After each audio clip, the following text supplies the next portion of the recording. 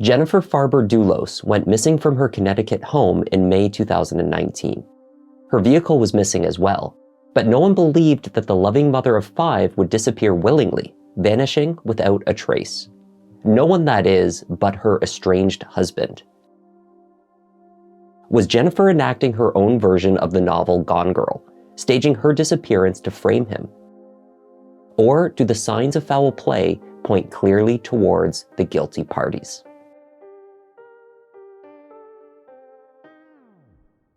Hi everyone, I'm Kevin and this is Just Thought Lounge. JTL is the true crime channel that delivers serious, well-balanced coverage of the cases that really make you think.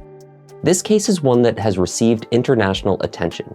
There has been a lot of information released to the public sphere, contradicting versions of events, a list of alleged accomplices, and more than one odd twist and turn. Let's take a look.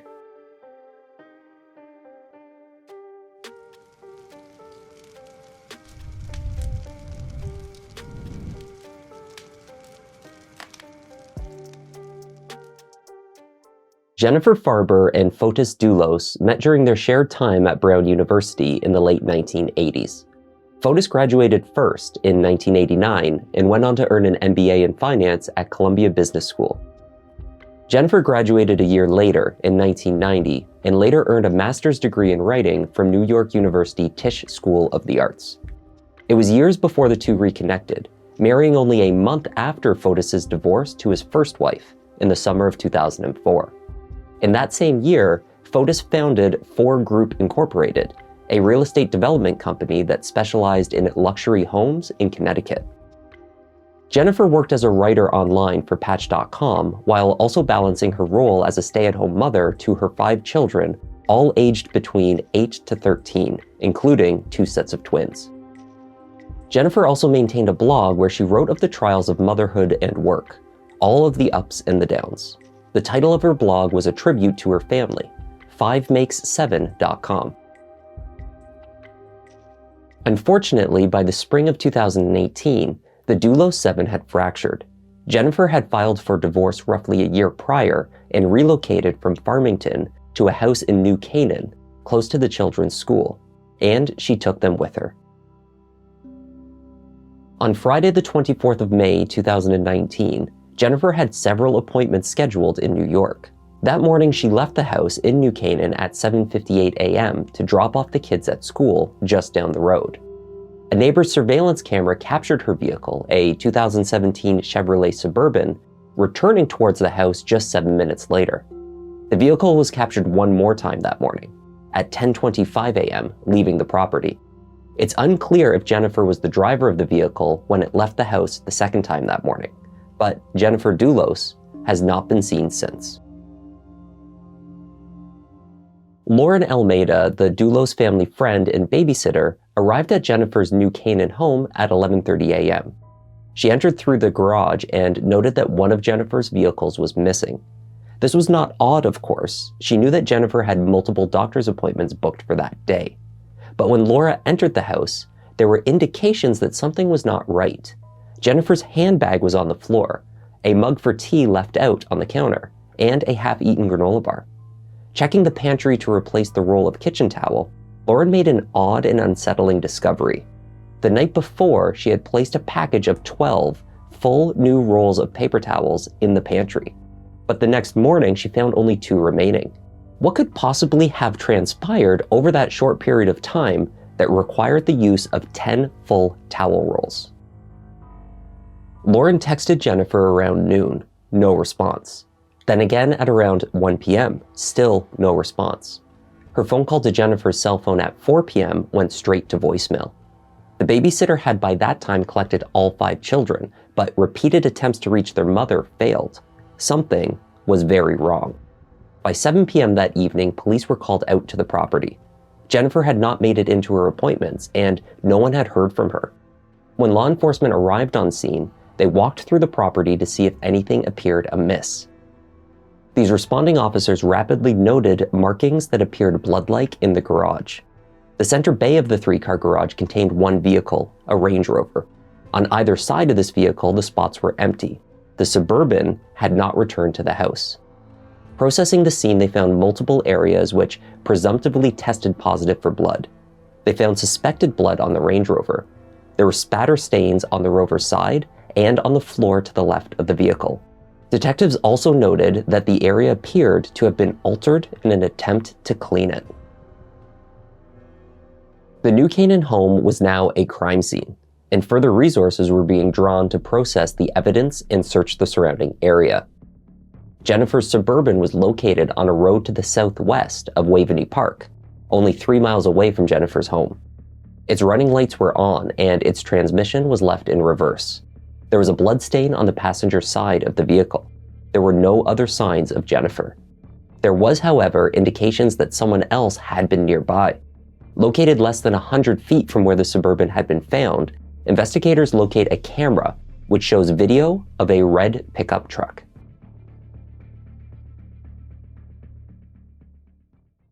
Two years earlier, on the 19th of June 2017, Fotis contacted 911, concerned that he could not reach his wife.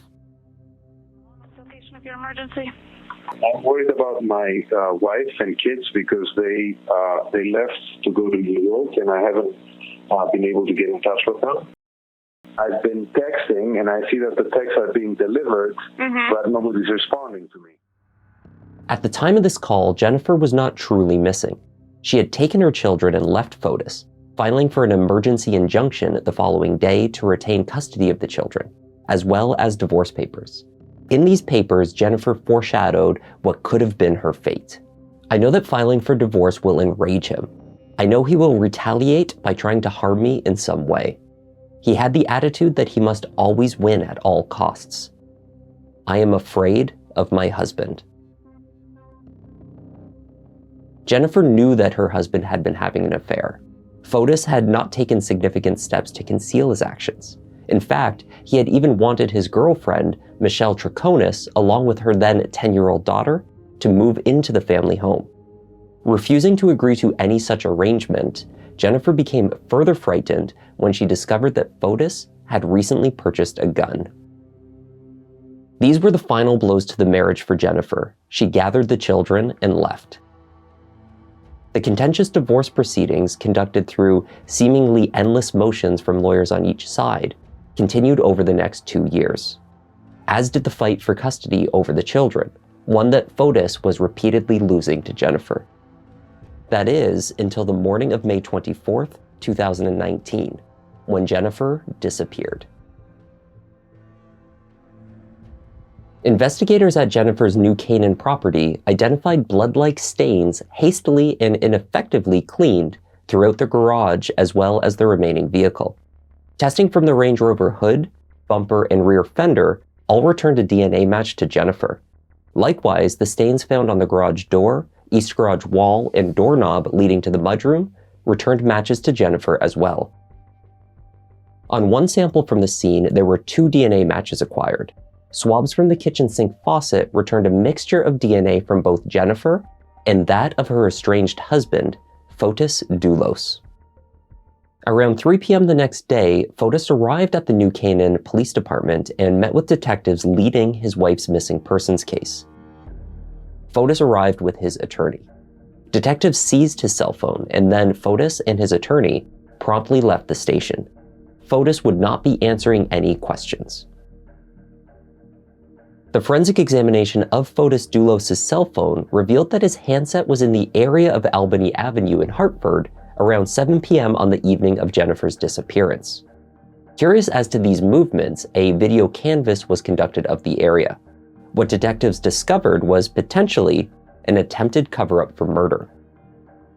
The cameras in Hartford allowed detectives to track a 2014 Ford Raptor, one registered to 4 Group, traveling in the area from roughly 7:30 p.m. through to 7:50 p.m. on the 24th of May. The driver, a man shown wearing a light-colored shirt, dark pants, and a ball cap, was accompanied by a female passenger. The driver was captured depositing multiple black-colored plastic garbage bags into several trash receptacles along the route over this 20-minute period. There are 3 separate stops along the mapped route captured on camera in which bags were disposed of. Footage capturing the rear of the vehicle likewise shows several plastic bags in the back of the pickup truck, slowly depleting throughout the journey. At one point, the driver even stuffed a box of items through a storm drain in an attempt to dispose of it. Detectives promptly checked the trash receptacles shown in the surveillance footage and retrieved bags matching those in the video. In some instances, they had already been collected, leading to a multi-day exhaustive search through trash compiled at a local processing hub. In the acquired bags, they found items of clothing cut to shreds, as well as undergarments with blood-like stains. A shirt that Jennifer was thought to have been wearing on the day she was last seen was stained with blood. Plastic zip ties inside the bags also showed what could be blood, alongside other standard household trash items. Inside the box pushed through the storm drain, investigators found a Connecticut license plate canceled, though previously registered to a Chevrolet Suburban, owned by none other than Fotis Dulos. Two of the characters on this license plate had been visually altered with tape, to appear from a distance to be a different plate number. DNA testing was performed on the clothing and other items from the trash receptacles. The results for Fotis Dulos were damning. By way of explanation, he claimed to have discovered the items left outside his home, and rather than turn them over to law enforcement, he disposed of them in a panic. Statistically, when something like this happens, 90 or 95% is the spouse. Say yes, 90% of the time it is the spouse. But it's 90%, it's not 100%. So when people... I'm in the 5 or 10% category. When Fotis went on his dump trip around Hartford, he was not alone. Cameras captured the image of a woman in the passenger seat of his pickup truck. Michelle Troconis did not deny being the passenger in the truck that day. Just over a week after Jennifer was reported missing, arrests were made, but not for murder. Do you know where Jennifer is? Is there anything you would like to say to your children? Where is she? Where is she? Fotis was brought in under charges of tampering with evidence, but the case against him for the killing of his wife was still forming. Indeed, it was made more difficult by the heartbreaking fact that Jennifer herself had not been located. Michelle, where's Jennifer? Michelle, as an alleged accomplice, was likewise arrested for evidence tampering and brought in for questioning. Despite what police would later recount, there was video from her questioning that suggested she was being cooperative. However, she also appeared to know more than she had been letting on, and may just hold the key to the crime, or knowledge of where to find Jennifer. We think you have information. I'm going out, John, but I can walk the whole world with you if you want. I can take you to like the motor place. I can walk, I can spend a month with you guys. I can do whatever you want, but I didn't do it. I have no idea what happened to Jennifer. I have no idea where Jennifer is. While Michelle maintained her innocence of any crime and ignorance of Jennifer's presumed murder, investigators searching Fotis's Farmington property uncovered something curious. Handwritten notes by both Fotis and Michelle found inside the house seemed to detail their whereabouts on the day that Jennifer went missing. These detailed and thorough notes aligned seamlessly to the narrative Michelle had provided the police at her interview. Investigators subsequently dubbed these papers the alibi scripts, leaving no ambiguity as to what they interpreted was their purpose. Do you know more, yes or no? And if you do, give us that answer and then start telling us. If not, I think we're all set. Okay. From the beginning, when he started to think about this, everything. No, that I don't know. Do you know more, yes or no? No. The alibi scripts outlined the activities of Fotis Dulos and Michelle Troconis in hourly intervals throughout the day in question when Jennifer disappeared, as well as the day following. An original copy of these notes were found in the trash of the Farmington residence. Photocopies were located in Fotis's briefcase, and a nearly verbatim version was then recorded by police during Michelle Troconis's interview. But then, as time went on and the interviews continued, Michelle's story began to change. As investigators pieced together where Fotis and Michelle really were that day, Michelle was faced with contradictions and the information she omitted.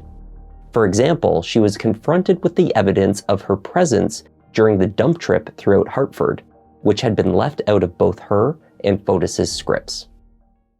There's a reasonable explanation for the existence of the alibi scripts. According to Michelle, Fotis spoke with his family attorney in the days immediately following Jennifer's disappearance. He was instructed to record a detailed timeline of his actions from the last time that he saw his wife. Counsel advised him to record all details at that time that he could remember. Whether he entered the house when dropping off the children, which rooms did he enter, what items might he have touched. This may have explained why Fotis produced otherwise suspicious documents, but it does not explain Michelle's changing story, one which continued to vary from one account to the next over 2 more voluntarily offered interviews with investigators. Nor does it account for why activities in the alibi scripts attributed to Michelle never happened. They were part recollection and part fabrication. Michelle did have a verifiable alibi for the morning Jennifer disappeared. She visited 2 friends at 2 different addresses, as well as photographed herself outside of a Stop and Shop. The reason for taking this photograph is unclear, but it is timestamped and verifiable. There was one fact central to the case that Michelle could not keep straight.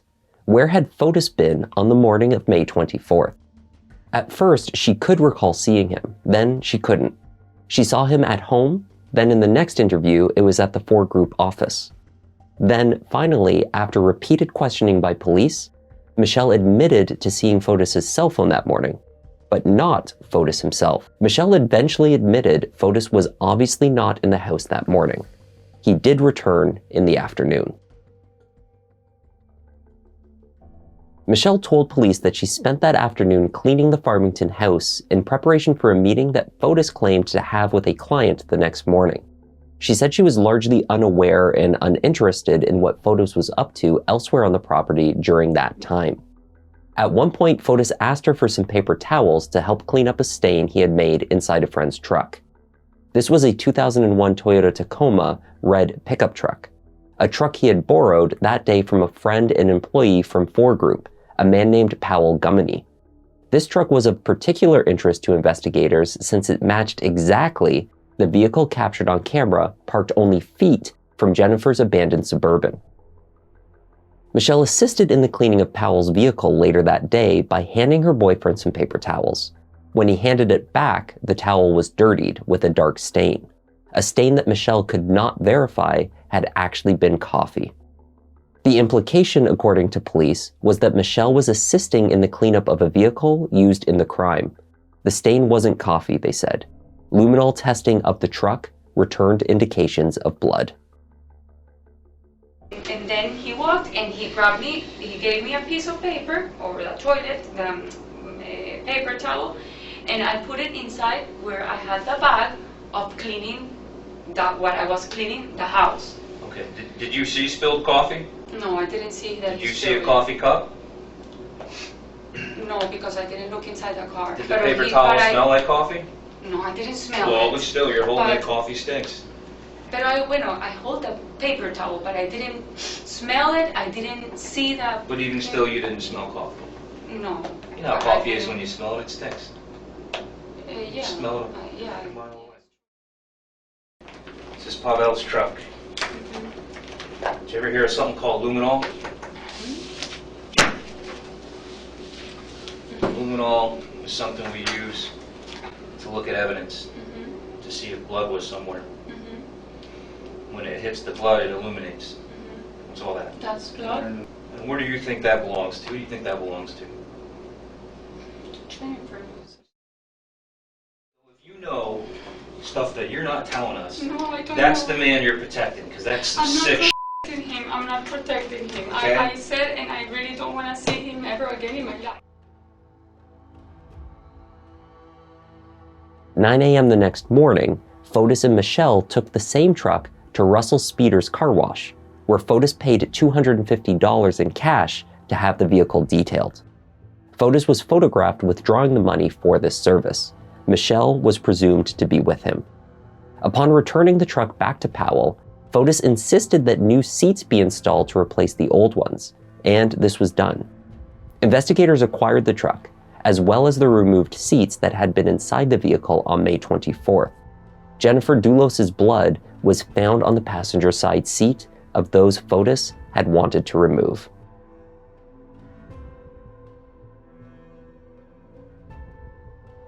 We categorically deny that Mr. Dulos had any involvement in the disappearance of his wife, Jennifer, and we defy the state to prove that she is in fact dead.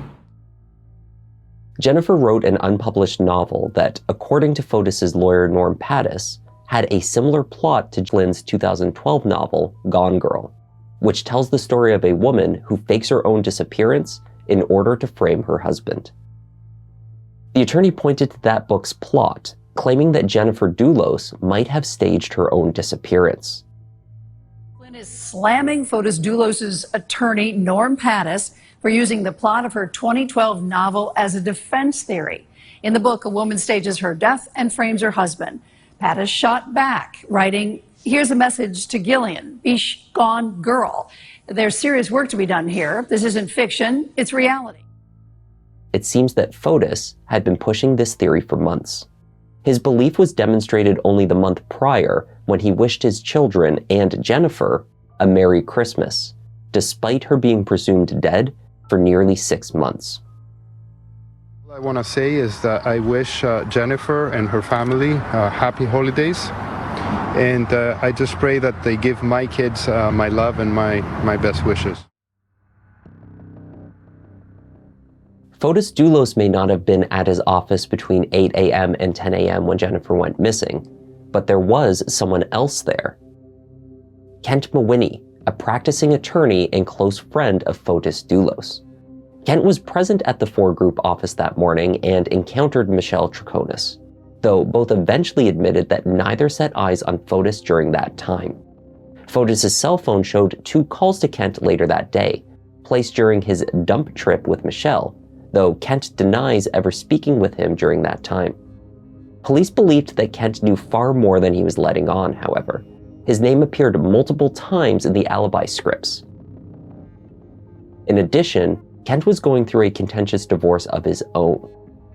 And in an odd twist, in the days just before Jennifer went missing, Kent's estranged wife began to receive quite a bit of attention from Fotis Dulos. Hi, this is Fotis Dulos from 4 Group. I just wanted to reach out to you when you get a chance. My number is... Thank you so much. It's Fotis Dulos. Hope you're doing well. It's Sunday morning, mid-morning, and I'm just trying to touch base with you to see what the plan is so I can plan my afternoon, evening accordingly. Okay, call me back. Thank you so much. Bye-bye. The soon-to-be former Miss Mawhinney, whose full identity has been kept largely secret for her own privacy, told investigators how strange it was for Fotis, who was no more than an acquaintance to her, to be reaching out in this way. She had agreed to meet with him once on the 16th of May at a restaurant. During the meeting, Fotis attempted to make a case to her that she and her estranged husband should reconcile, a bizarre proposal being presented by a near stranger. But more unsettling, at multiple points during their meeting, Fotis tried to convince her to come with him to his home, invitations she repeatedly declined. Following the meeting, as details emerged of Jennifer's disappearance and Kent's involvement with the alibi scripts, his estranged wife became convinced that Fotis had been attempting to use her as an alibi. It looks like Fotis was actually trying to set up an alibi by meeting with Kent's wife.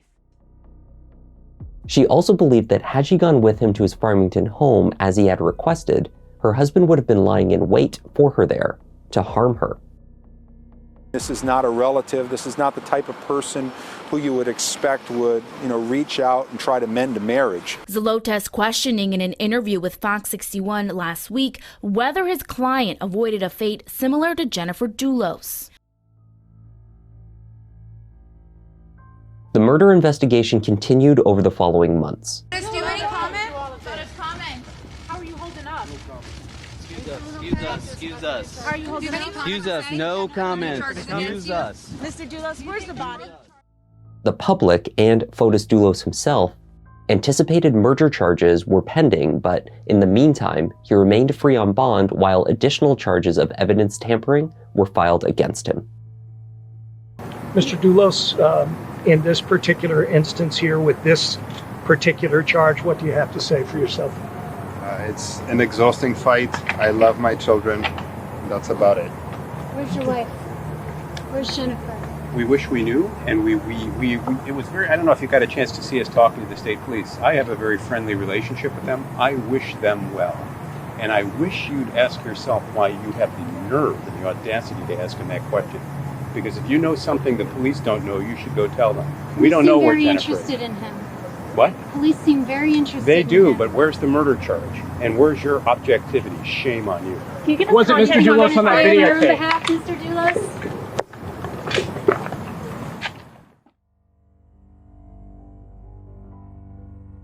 There was more legal trouble of a different kind also surfacing for Fotis. Gloria Farber, Jennifer's mother, filed a lawsuit asserting that Fotis accepted $2.5 million in loans from her and her late husband, and he had not paid her back. By 2010, the relationship did not have any promissory notes. There was no obligation to pay any of the funds that were... You expect Gloria Farber, the mother of Jennifer Farber, to be giving you gifts, $14,000 a year, even after Jennifer is missing and you've been accused of criminal conduct in connection with her missing? I don't expect anything. I know what the agreement was. While the civil lawsuit was ongoing, the state finally, after just over 7 months, filed murder charges against Fotis Dulos and conspiracy charges against both Michelle Troconis and Kent Mawhinney. On January 7th, 2020, Western District, in conjunction with Central District Major Crime Detectives, were able to get enough evidence to effect the arrests of 3 following individuals.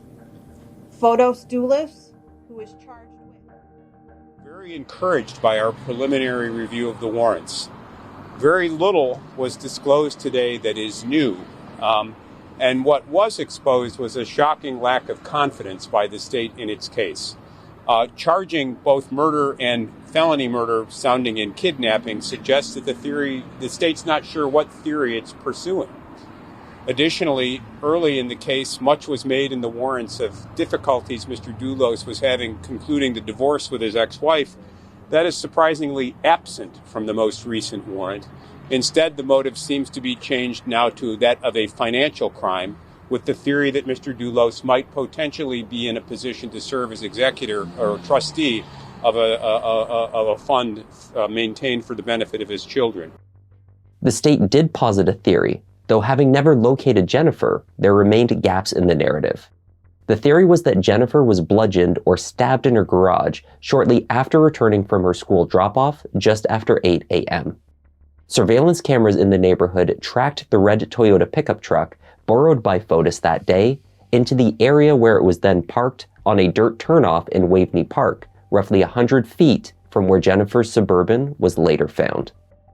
A cyclist in dark clothing with a hood pulled over their face was recorded along the route between the dirt turnoff on Lapham Road and Waveney Park, traveling towards Jennifer's home. The bicycle ridden by the suspicious person was unique in its features. It had ram horn handlebars, consistent with a vintage 10-speed bicycle, and metallic reflective rims. This matched the description of Fotis's own childhood bicycle, which he had shipped to him from Greece some years before. It was stored inside his garage, but the bicycle was notably absent from its regular location in the days after the murder. Police also stated that the rim of a bicycle was visible in the back of the red Toyota pickup truck, captured on cameras later that day.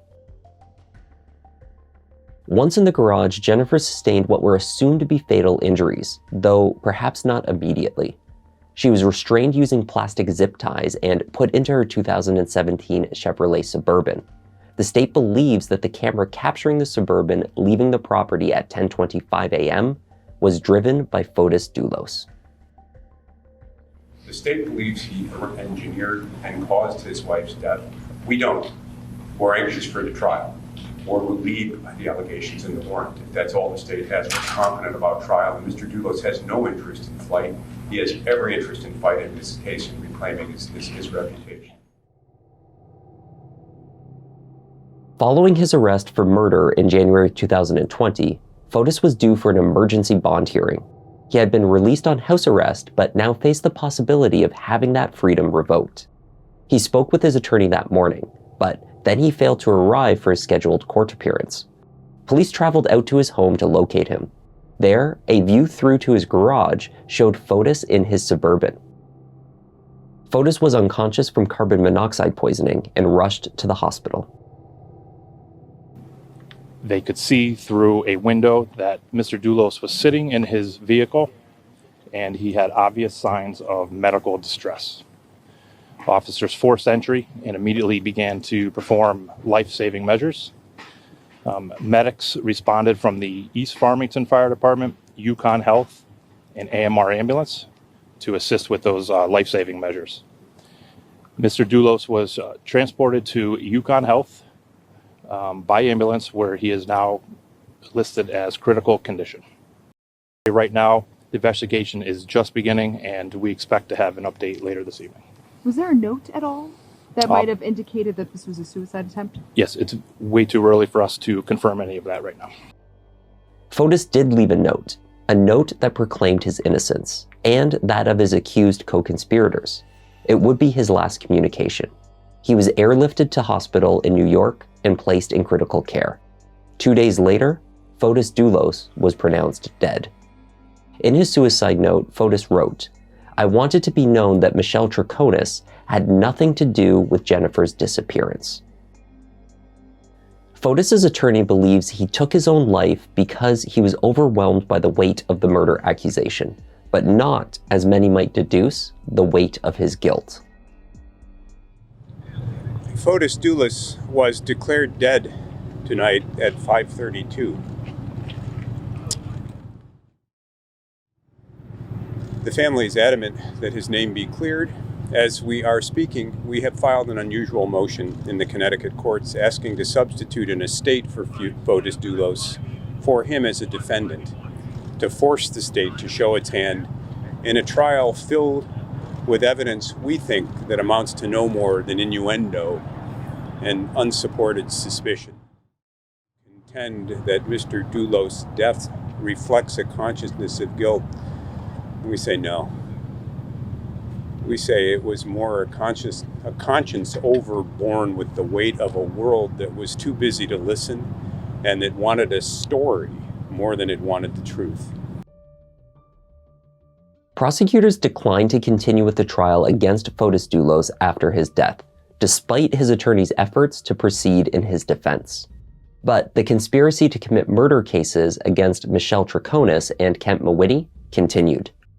Michelle's attorneys have argued that her lack of English language fluency can explain much of what police investigators claimed were suspiciously changing narratives. Her responses varied because her comprehension did. In pre-trial, Michelle was granted a translator to follow the proceedings.